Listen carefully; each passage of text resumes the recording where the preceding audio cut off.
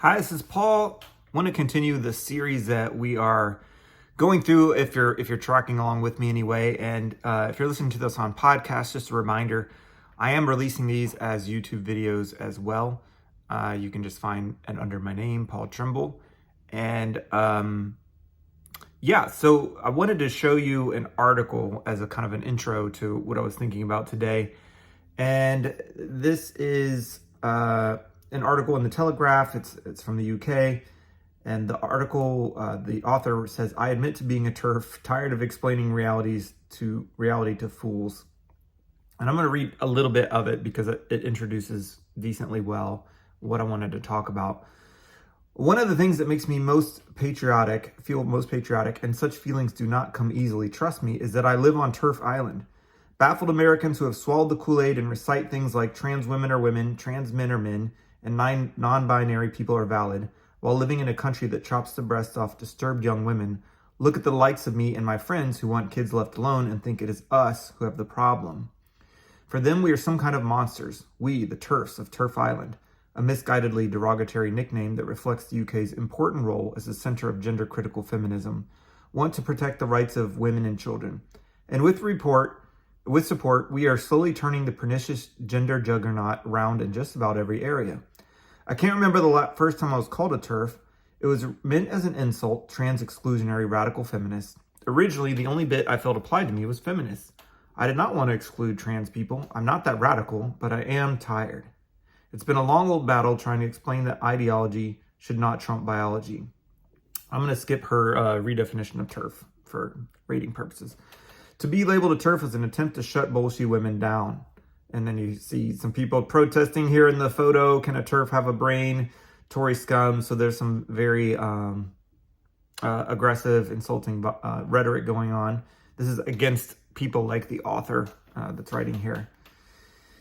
Now a new book, TERF Island, by Sex Matters campaigner Fiona McAnana, reflects the struggle by looking at the social history of the resistance to gender ideology. It's out on August 1 and is well worth a read. As the book highlights, our basic objections were and still are to men and women's spaces, men and women's sports, the medicalization and sterilization of children, and the erasure of the word women from language that we have become people with cervixes or gestational carriers.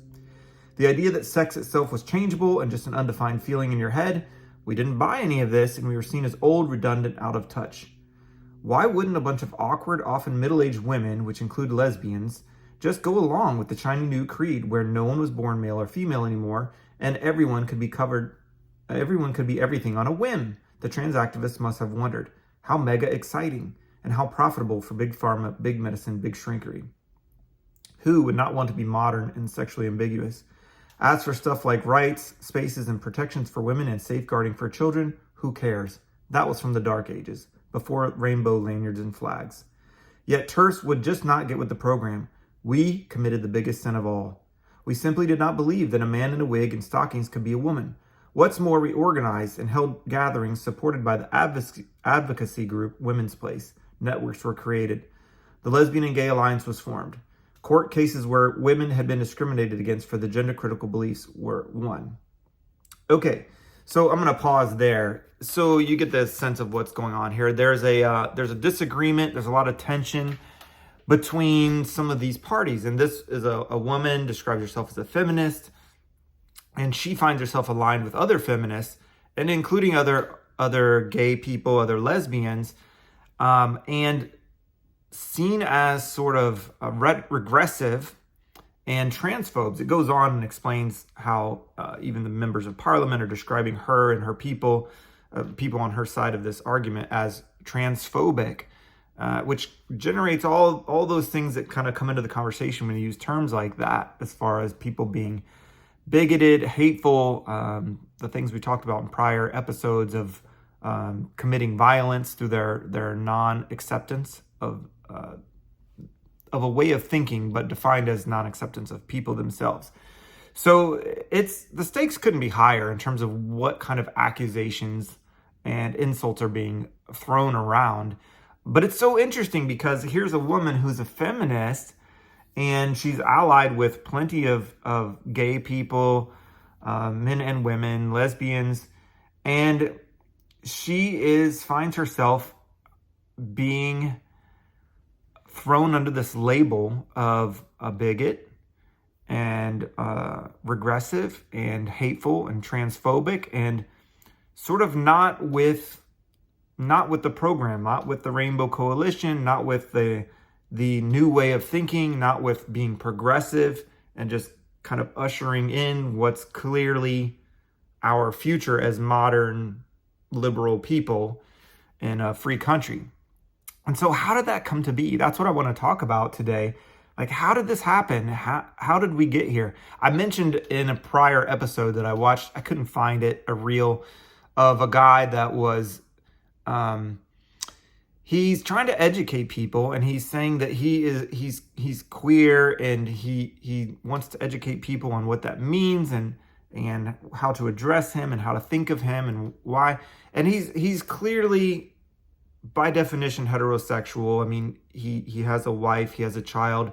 He's not saying he's attracted to men or trying to live with men or anything like that. It's just, from all appearances, just a very normal looking heterosexual family, and he's queer. And so there's a response in the video of somebody saying, I don't understand what this means, and I don't, it's not even, the guy responding is not even super judgmental or about it. He's just saying, what does this mean? The words like queer, you typically think, okay, that means gay, that means lesbian, something like that. And none of it fits for this man. And how could that be? Well, there actually is a way that what he's saying can be considered true and accurate and a correct use of the word. I think, if I'm understanding correctly. And so that's the journey I want to take you on. And this is going to be a little, we're going to read quite a bit, but it goes to a place. It's for a purpose. And so if it's a little on the non-entertaining side, I'm asking you to just stick with it a little bit, and because it does go somewhere, and it is interesting, in my opinion, and worth seeing. So I'm just going to literally go to Wikipedia's page on feminism to begin. This is where I wanted to start. Let me see if I can get back to where I wanted to start. Yeah, feminism. So, because this is a normal place to start. The author of the article is a feminist, and she finds herself clearly at odds with people that you might think you would be very politically and ideologically aligned with, but she's completely at loggerheads, like completely opposed, and is looked at as, part of the enemy, a collaborator with the oppressors, the phobic people, the haters, the bigots. So how did this come to be? So feminism, not going to tackle feminism on a whole, in a little podcast episode. But we can learn enough to kind of get a feeling of what was the path that was taken, especially over the last 70 years, to lead us to where we are today, where we have these things that are just, they hurt the brain to look at. And it explains a lot of, in my opinion, a lot of what we see in terms of what's become a very predominant way of thinking and being in the world that's new, but that's very powerful, that people feel very passionately about. They're very convinced that it is the way, and it is the right way, and it is the only way to not be a hateful person in today's society. So that's a big promise, but we'll see how well we do on it. Feminism, obviously, it was about equality of the sexes. It does hold the position that modern societies are patriarchal, prioritizing the male point of view. And so, originating in the late 18th century Europe, this came from a particular place and time. Feminist movements worked for a number of things, pretty definable. The right to vote, the right to run for public office, work, equal pay, own property, receive education, enter into contracts, equal rights within marriage, maternity leave, and so on. We can go on from there, but pretty definable goals in many ways, and very positive. Like, we want to achieve these things for women. So there's a pretty clear boundary. It's for women. There's pretty clearly defined goals. It's these things that we want to achieve. And it doesn't really stay that way, though. It changes quite a bit. Feminism is thought of as coming in waves, and a second wave around the mid-20th century, the mid-1900s, the 50s and 60s, and then a third wave around the 90s, and then some people see a fourth wave in the last 10, 15 years with things like the Me Too movement. So I'm just giving you a super high-level overview. Since the late 20th century, many newer forms of feminism have emerged. These are the third and fourth wave. Some forms, such as white feminism and gender-critical feminism, have been criticized as taking into account only white, middle-class, college-educated, heterosexual, or cisgender perspectives. And this would probably include the author of the article that we just read. She's coming into critique for not being up with the times and the newer and better forms of feminism. And then we have intersectional feminism. You're going to see that recur as we look through things. This is, again, part of the newer waves of the continuing to be shaped and defined feminism. All right, so then we go into history. I'm not going to read the early history. It is interesting. Here you get to waves again. Let's see. The second wave, the women's liberation movement, began in the 60s, campaigned for legal and social equality for women. In and around 1992, a third wave was identified, characterized by a focus on individuality and diversity. Some argue for a fourth wave, Me Too movement, etc., etc. All right, so those are the waves overview. And then we have this subsection on 20th century primarily. You have mid-20th century, so this is beginning the second wave. And after the right of women to vote in the United States, for example, this is after that. French philosopher Simone de Beauvoir provided a Marxist solution, an existentialist view on many of the questions of feminism with the publication of The Second Sex in 1949. So this is a very big, popular book, very influential. And she, in many ways, was the pioneer of second wave feminism. She came a little before it, was in full wave form, but I would say in some ways she ushered it in from what I've been able to understand and read. Again, I'm always speaking here as a non-expert, not claiming expertise at all. But she's an important figure, and we're going to come back to her. Simone de Beauvoir was pretty big.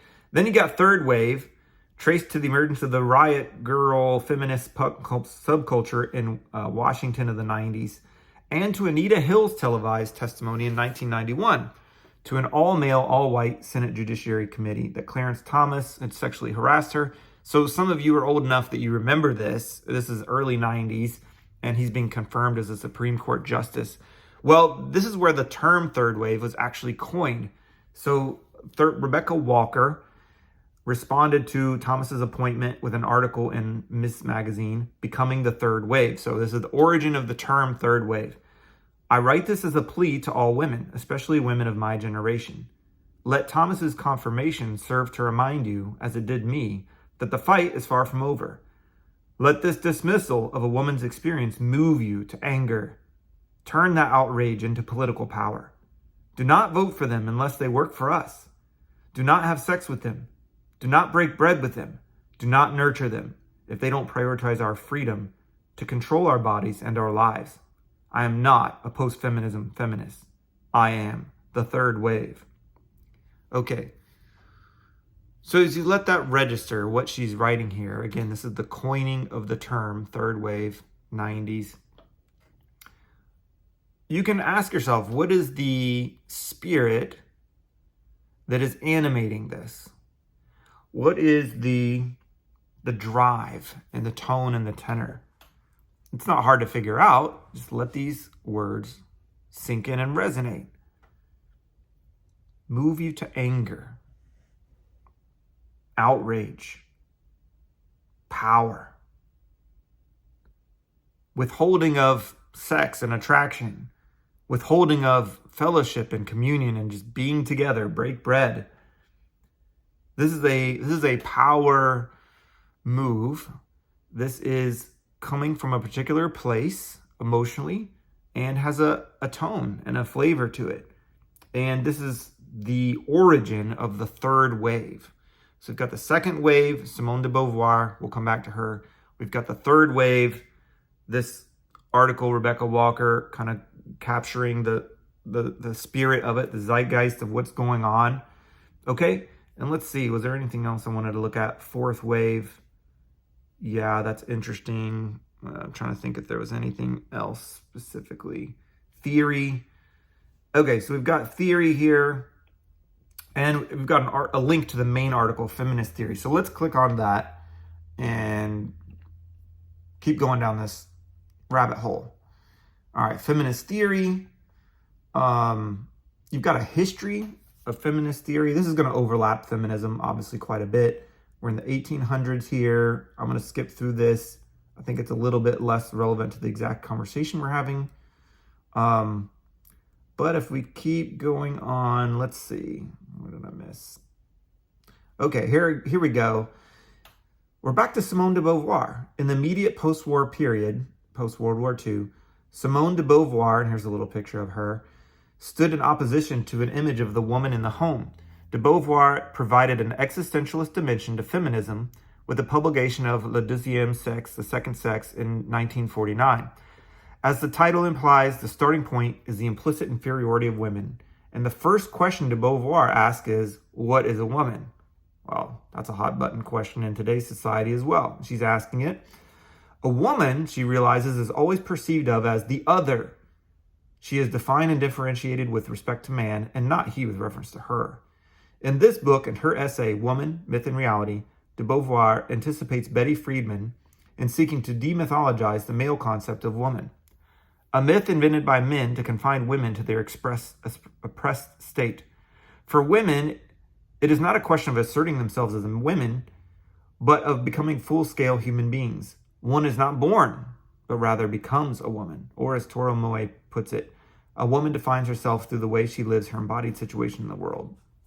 And goes on from there. Well, this is a very interesting turn because Simone de Beauvoir is saying a woman is maybe less definable than we might think. And you're not just born a woman and you're a woman.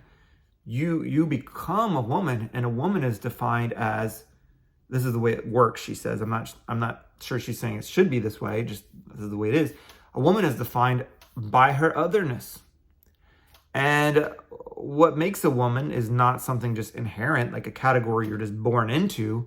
It's something that you become over time. So this is a little different. This is maybe, I would assume, different than what some people would say or think. There's a detachment happening here. There's like a little cutting of the cord from woman as a very, from birth on, hard fixed category. And it's just different. It has a different flavor to it. Let me see what else I wanted to look at here. In feminist theory, we've got bodies. Yeah, this one's interesting. The standard and contemporary sex and gender system. The standard sex determination and gender model consists of evidence based on the determined sex and gender of every individual and serve as norms for societal life. The model that the sex determination of a person exists within a male-female dichotomy, giving importance to genitals and how they are formed via chromosomes and DNA binding proteins, such as the sex-determining region Y genes, which are responsible for sending sex-determined initialization and completion signals to and from biological sex determination system in fetuses. Occasionally, variations occur during the sex-determining process, resulting in intersex conditions. The standard model defines gender as a social understanding ideology that defines what behaviors, actions, and appearances are normal for males and females. Studies into biological sex-determining systems have also begun working towards connecting certain gender conducts, such as behaviors, actions, and desires with sex determinism.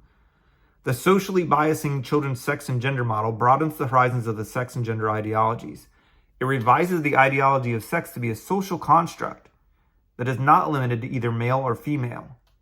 The intersex society of North America, which explains that nature doesn't decide where the category of male ends and the category of intersex begins, or where the category of intersex ends and the category of female begins. Humans decide. Then it goes on to say how humans are the determiners of this, not nature. Therefore, sex is not a biological natural construct, but a social one instead, since society and doctors decide on what it means to be male, female, or intersex in terms of chromosomes and genitals. All right, it goes on from there. But here's another explanation of how what it means to be a woman, since this is where we started, is changing. And it's changing into a much more ambiguous, fluid thing. And that even the idea that there are sexes or are genders is really being questioned or challenged here. Nature doesn't decide this. This is just a human construct. It's a social construct. It doesn't have a ton of validity or legitimacy because we're just making it up out of our own preconception, prejudices, judgments, purposes, agendas, whatever. So there's not a lot of legitimacy and validity to be given if something is socially constructed. You can't take it too seriously, right? These categories themselves are social constructs and therefore can be and are used in the oppression of women, in the oppression of whoever, in the patriarchy, all these things. So I want you to see that the teasing apart is happening. What is a woman? Well, that's become a lot more ambiguous, a lot more undefined, and maybe undefinable, and maybe not even a good distinction to make at all. It's happening here. Intersectionality, I mentioned you're going to keep seeing this over and over. Part of the third wave plus. Intersectionality is the examination of various ways in which people are oppressed based on the relational web of dominating factors of race, sex, class, nation, sexual orientation. Okay, and it goes on from there. We don't have to get in it too deeply, but the whole idea is you can't just look at this man-woman thing. That's too rough. That's too non-fine-tuned.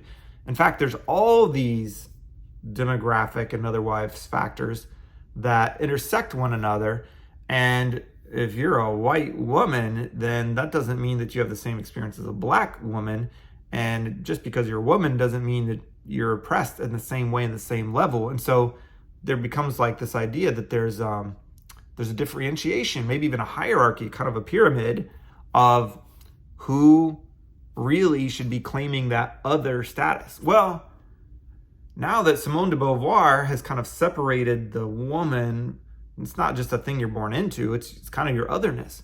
Well, different subgroups are a lot more other in this more oppressed sense than just a regular generic woman or a white woman. So what is really feminism about? I mean, if it's about otherness, which is what woman's defined by now, sort of, who's the real woman? Who's the real oppressed? Who's the real one most in need of all this rectifying and correcting? Okay, so where are we now? We did intersectionality. All right, so this section is history.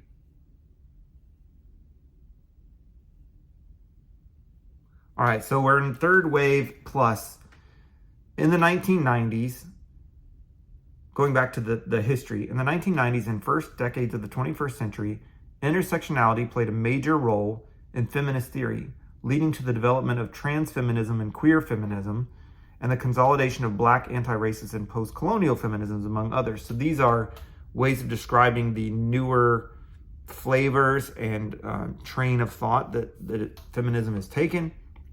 If we go into queer feminism, we can investigate that a little. Feminism and queer theory. Queer theory is where we're going to go next. It's quite broad and very important for understanding what we're looking at here today.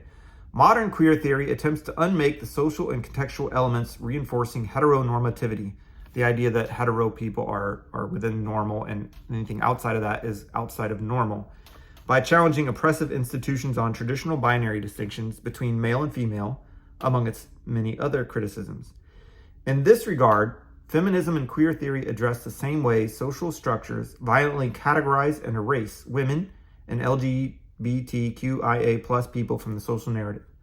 However, sociological feminism often reinforces a gender binary through the research process as the gendered subject is made the object of the study. All right, so it's a lot of jargon here, but it's like, hey, be careful talking about women because you're enforcing the very binary distinctions that we disagree with and think are harmful and potentially oppressive and are a social construct and therefore have no validity or legitimacy. Okay, so there's two different ways of thinking here that are at great odds with each other. And that's, again, this kind of explains that great tension within the author of the article that we began with. This is where it comes from. Queer theory, by comparison, challenges the traditional ideas of gender through the deconstruction and lack of acceptance of a dichotomy of male and female traits. All right, and then it goes on from there To settle on a subject category, then, is to reinscribe a fixedness, that excludes some, often in violent ways. For example, those who are literally erased because their bodies do not conform to a discrete binary. There can be a refashioning of the field where extending boundaries to include queer theory would develop new and innovative theoretical approaches to research and address inequality within society. Again, so the idea is, if you use these fixed categories, if you use these labels that we've had, you are part of the problem, because you're reinforcing this fixed thing that, in this words, is often in violent ways, those who are literally erased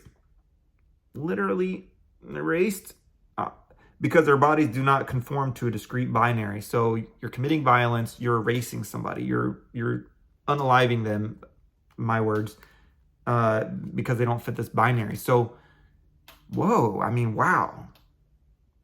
All right, we're in queer theory territory now, and it is really bad to use binaries or fixed categories or language here in this land, because you're killing people, you're erasing them, you're potentially committing violence because you're denying that they're a reality and that they exist. All right, so we've traveled a great distance since the right to vote in the 1900s. We've traveled a great distance since Simone de Beauvoir in the 1940s and 50s. Feminism, about the rights of women, now to talk about women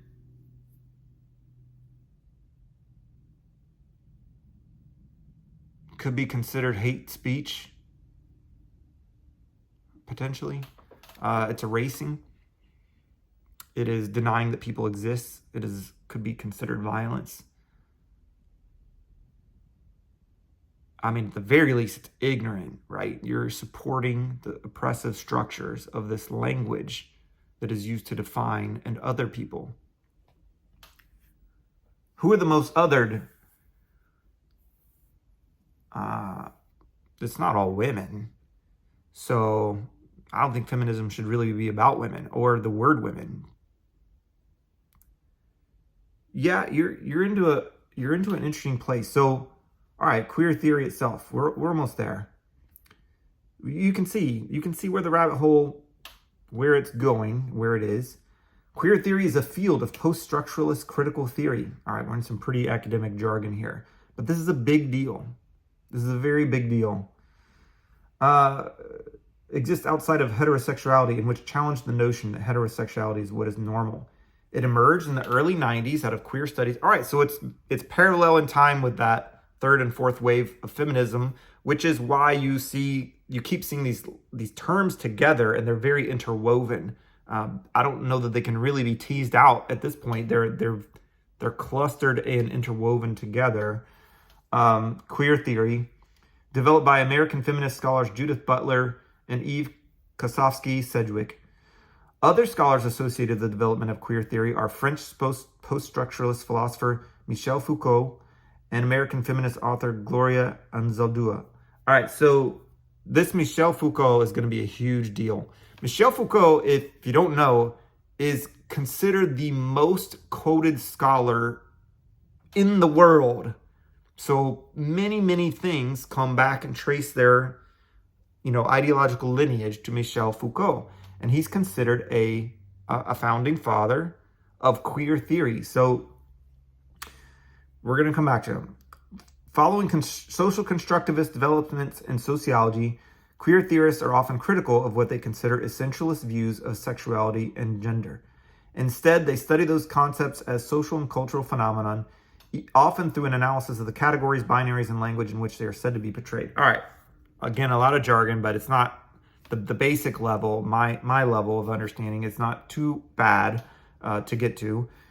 Social constructivists means, hey, all this stuff's socially constructed. These aren't real. They're not meaningful categories. That this is just people making things up in the way that people do. So, implied within that is you can ignore them. They're not real in any kind of substantial sense. And of course, they can be tools, or are tools of oppression of those in power. all social constructs are. That's what we do.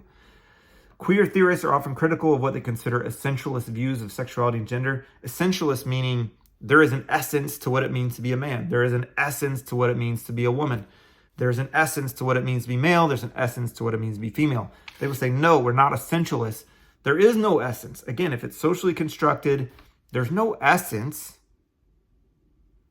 Don't try to talk to us like these things are meaningful and there's a definition and a category that's meaningful. No, there is no such thing. It's all fluidity. It's zero fixedness. It's all fluid, self-determining, self-expression, no categories. It's a very sharp stance, I would say. Even though it's very, very fluid, it's very sharp about everything being very, very fluid. Okay. The informal use of the term queer theory, influenced by Michel Foucault. Again, we're going to come back to him. Sexuality is socially constructed, and it has its roots. Queer theory, the term has its roots in social activism. The first queer theory conference was in 1990. According to David Halperin, an early queer theorist, her usage was somewhat controversial at first, as she chose to combine the word queer, which was just starting to be used in a gay affirmative sense by activist street kids and members of the art world, and the word theory, which was seen as academically weighty. All right, and then it began to catch on in academia, the term itself. All right, so yeah, this guy, David Halperin, he's one of the kind of founding fathers, if you want to call it that, queer theory, at least the term, in the 90s. He said famously that queer is an identity without an essence. An identity without an essence. That's a good definition, because that's what all this is. That's the sense that you get from reading all this is it isn't about what you are, because then you start talking about categories and these things that you don't believe have any real meaning or existence. So there, you can't define anything. Like by design, by definition, you can't define anything. Like, well, who is this about? Queer theory is about whoever's queer. And what is queer defined by? It's otherness. What is otherness defined by? Well, whatever's normal. All right, so it's a very difficult to pin down by design. This guy, David Halperin, by the way, this is one of the books he wrote, Saint Foucault, about Michel Foucault, towards a gay hagiography. Hagiography means like holy writings, as in scripture. So he's saying like Michel Foucault, just in general terms, Michel Foucault, if you understand him, he's a founding father of queer theory. His writings they're up there, like hagiography, holy scriptures.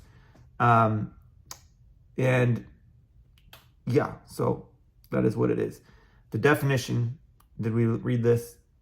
The term queer itself intentionally remains loosely defined. That's what we were just talking about. Intentionally remains loosely defined in order to encompass the difficult to categorize spectrum of gender, sexuality, and romantic attraction. Similarly, queer theory remains difficult to objectively define, as academics from various disciplines have contributed varying understanding of the term. At its core, queer theory, catch this, relates to queer people. That's a good definition. Their lived experience and how their lived experience is culturally or politically perceived, specifically referring to the marginalization of queer people. This thinking is then applied to various fields of thinking. It makes sense. If you obliterate all categories, then you can't define queer people with categories because they're not legit. They're not valid. They are tools of oppression, potentially. They're human social constructs. Queer theory and politics necessarily celebrate transgression in the form of visible difference from norms. These norms are then exposed to be norms, not natures or inevitabilities. They're just social norms. They're not categories. Gender and sexual identities are seen in much of this work to be demonstrably defiant definitions and configurations. In an influential essay, Mark Warner argued queerness is defined by what he called heteronormativity. Those ideas, narrative, and discourses which suggest heterosexuality is the default, preferred, or normal mode of sexual orientation. Warner stated that while many thinkers had been theorizing sexuality from a non-heterosexual perspective for perhaps a century, queerness represented a distinctive contribution to social theory for precisely this reason. Okay, let's see. The word queer is instead defined in relation to a range of practices, behaviors, and issues that have meaning only in their shared contrast to categories which are alleged to be normal. Again, same thing. Hopefully you're kind of catching the drift. Queerness is just the opposite of normal. That's its definition. So it doesn't relate to particular categories. It's just non-normalcy. It's defined completely as to what it's against. And it really doesn't even, well, I guess in some cases it defines what the againstness is, just hetero-ness, I guess. But it's anti, it's againstness. It's a thing which is not a thing. It only defines itself in terms of what it's against. Can't pin it down to anything specific. Did I read this? Whereas the term homosexual, gay, or lesbian, in which they use signified particular identities with stable reference. That means like we can use these categories and they're meaningful. To a certain cultural form, historical context, or political agenda whose meanings can be analyzed sociologically. Yeah, I think we did read that. Behaviors and issues that have meaning only in their shared contrast to categories alleged to be normal. Such a focus highlights the indebtedness of queer theory to the concept of normalization found in the sociology of deviance meaning deviating from norms, particularly through the work of Michel Foucault, who studied the normalization of heterosexuality in his work, The History of Sexuality. So he wrote this tome, The History of Sexuality, very influential, Michel Foucault.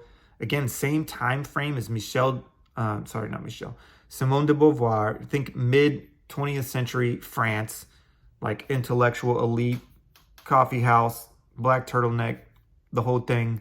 That's the right time, that's the right frame, that's the right mindset. In The History of Sexuality, Foucault argues that repressive structures in society police the discourse concerning sex and sexuality and are thus relegated in the private sphere. As a result, heterosexuality is normalized while homosexuality or queerness is stigmatized. Foucault then points out that his imposed secrecy has led to sexuality as a phenomenon that needs to be frequently confessed and examined. Foucault's work is particularly important to queer theory in that he describes sexuality as a phenomenon that must not be thought of as a kind of natural given which power tries to hold in check, but rather a historical construct. Judith Butler extends this idea of sexuality as a social construct to gender identity in her book, Gender Trouble, where they theorize that gender is not biological reality, but rather something that is performed through repeated actions.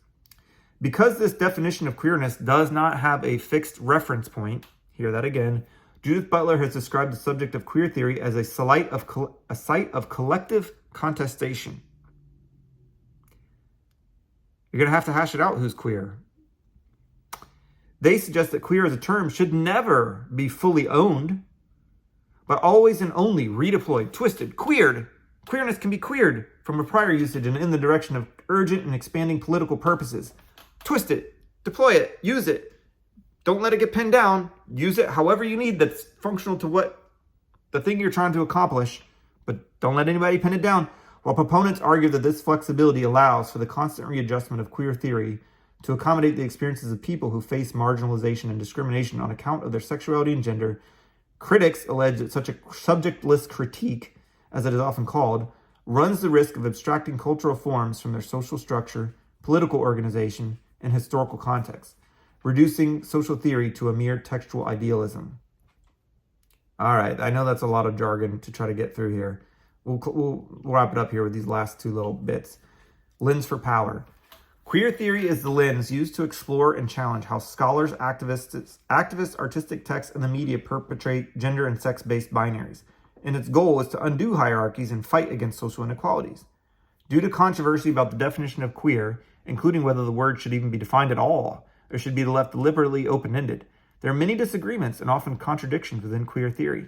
In fact, some queer theorists, like Berlant and Warner and Butler, have warned that defining it or conceptualizing it as an academic field might only lead to its inevitable misinterpretation or destruction, since its entire purpose is to critique academia rather than becoming a formal academic domain in itself. Yeah, I mean, this is the problem. If you say all we are is against what's accepted and normal, then if you argue your stuff well, or the people are believing enough to embrace it, then that's normal.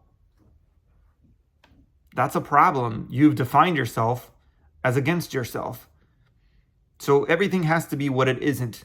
It has to be what it is and what it isn't in equal measure. Well, that's a recipe for great confusion and chaos.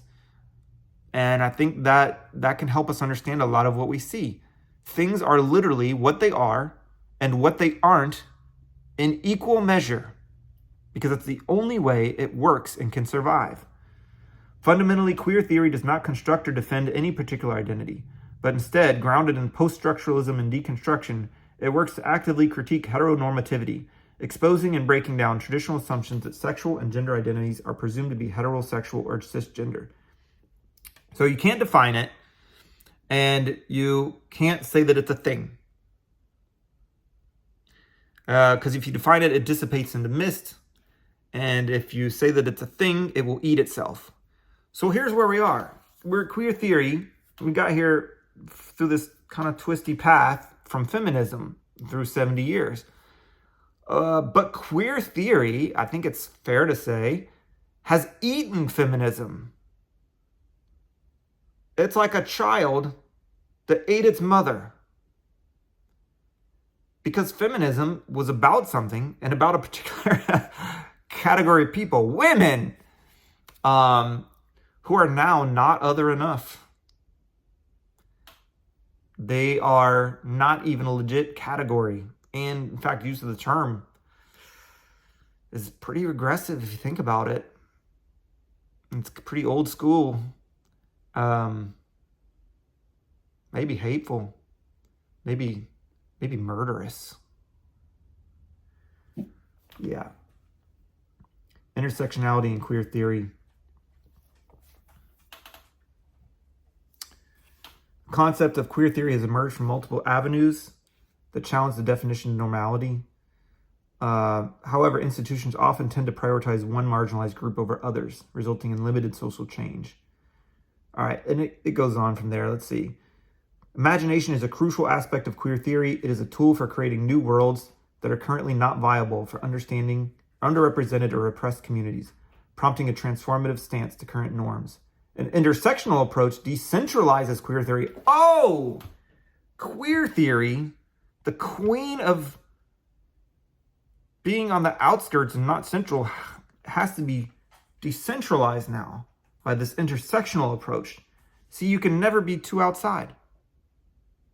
You can never be not normal and othered enough. Thus shifts power to a more radical set of narratives. Yes, you need to get more radical. The only solution is more radical. Aligning with the definition of queerness itself. Queerness is not always queer enough. You know, challenging prominent white and heterosexual discourses. Well, of course, those are bad. All right. Last thing. Intersectionality recognizes that complex identities and social categories form from structured multiple oppression. Yes, layered oppression, the pyramid of oppression. Therefore, the personal identities of intersectional people are inherently political. Groups such as the Human Rights Campaign have previously employed this understanding in formal rights advocacy for queer legal protection. However, queer theorists and activists like Lisa Duggan have noted that such groups prioritize the voice of some groups over others by focusing on specific identities like gay middle-class men rather than complex and intersectional ones. Gay middle-class men, you are not queer enough. You are, you're practically mainstream at this point. You're way too accepted. You're now part of the problem. They've emphasized the importance of intersectionality in queer discourse and activism. New directions in queer intersectionality include Jones' Euphoria studies showing intersectional differences in diverse LGBTIQA+ people's experience of happiness. Specifically, Jones found that happiness was often used as a reward for performance of intersectional normativity. The horror. Those who were lesbian and yet also cisgender and mothers were more likely to experience euphoric moments, even in discriminatory settings. They are also not other enough, not queer enough. However, LGBTIQA+ people who had other othered identities, such as disabilities, were less likely to report experiencing euphoria. That is like the peak of the other and oppressed pyramid. They were not just other, they were othered. And that's the thing is you can never get enough, because all the babies will always eat all the mothers in this train of thinking. Because as soon as something achieves a certain level of acceptance, it is now part of the norm that is the most hated and hateable and thing, the worst thing.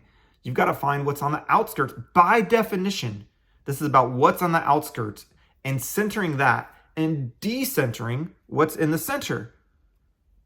That's never going to end. That can't build anything. Something that's only against and only defined in terms of what it's opposed to can only tear down, despite what it claims. And so here we are.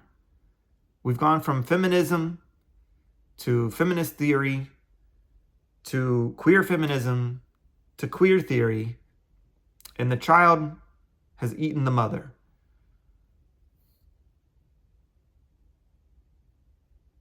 I was thinking of the post that I referenced in a previous episode where people were talking about the breakdown and male-female romantic partnerships, and there was lots of just insults being slung around, and a fair amount obviously towards men as a class as a whole, and just how they were bad partners and women were always doing more and better. And then in the previous episode, I talked about that article, in the article itself, and this is something I've read in comments where women are saying, like, you know what, I think maybe as a choice, we should just be lesbians so that, it can be two good partners and not a bad one that's a man. That's actually not even an uncommon thing to hear and think and read now. And it's actually one strain of feminism where people said they think that that's the way to go and encourage people to do so, advocating for lesbianism as a abandonment of heterosexual relationships. What the article we talked about in the last episode was hetero-fatalism, upgraded from hetero-pessimism. Yeah, we're talking about some serious repercussions for society and the population of humanity now, aren't we? And that's where it's gone. Now, as an interesting fact that, if you can imagine, like, okay, there's men with women, but now we have a little bit of a track record of men with men and women with women. And so, you got a little bit of an observational study case of, well, it must be this like glorious heaven on earth when women marry women, because you got two highly functioning people that are not going to oppress anybody and are all going to do more than their fair share. So it must just be blissful. I think around, it's like 10% of gay and lesbian partners get married. It's very low.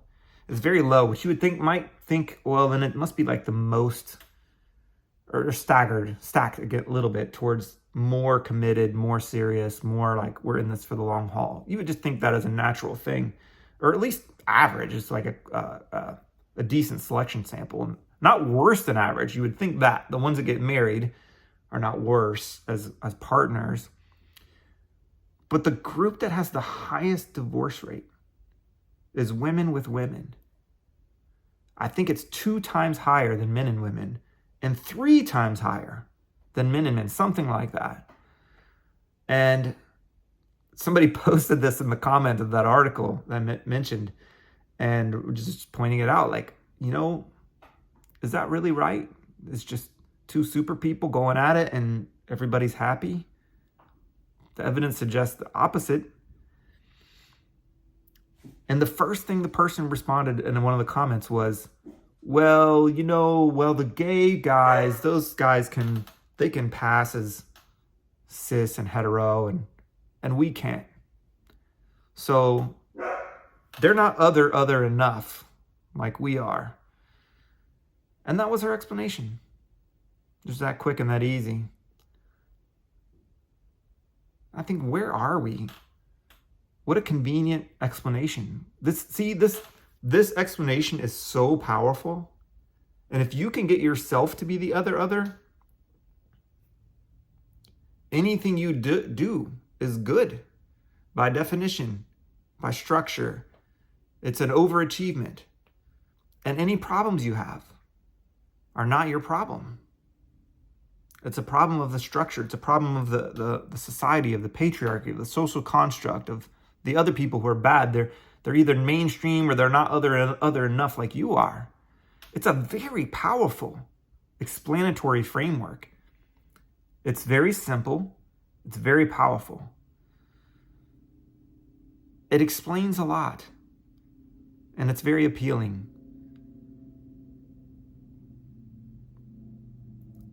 But I think it's also incoherent and leads to self-devouring and is fairly insane. You know, where we started this episode, the woman who wrote the article, just how did she become such an enemy to the people in this ideological camp? Well, because if you don't go along whole hog with this ideology, you are part of the problem. It's very simple. The lines are really clear. You must be 100% ideologically aligned, or you are the enemy or a collaborator with the enemy. And that's a powerful force. So I know this was a lot of reading and a lot of jargon. I hope it was somewhat helpful, at least in terms of tracing this evolution where feminism, this cause for good and rectifying of past inequality and injustice, has led to where you can't advocate for women. You might not even really should use the word woman unless you define it so loosely that it can literally mean anything. And it might not include women, but it will also include people who have never been called women. And of course, there is an essence to be a woman, but there cannot also be an essence to being a woman, because that is a real problem. But we can still talk about woman or womaniness, but you better not think about what it is. You better not put any words to that. If you think about the number of encounters that you've seen captured on video that explains now, so many episodes where people just turn themselves into pretzels trying to say, what is a woman? It makes perfect sense. It makes perfect sense in light of this journey. And something that was about something positive now is only defined in terms of what it's against. And it's against almost anything and everything and everybody, except for its own pure ideological form. Well, thanks for listening. And next time I want to actually trace some of the in-time and in-place history of where this came from, because that also is fascinating and insightful. Thanks for this time.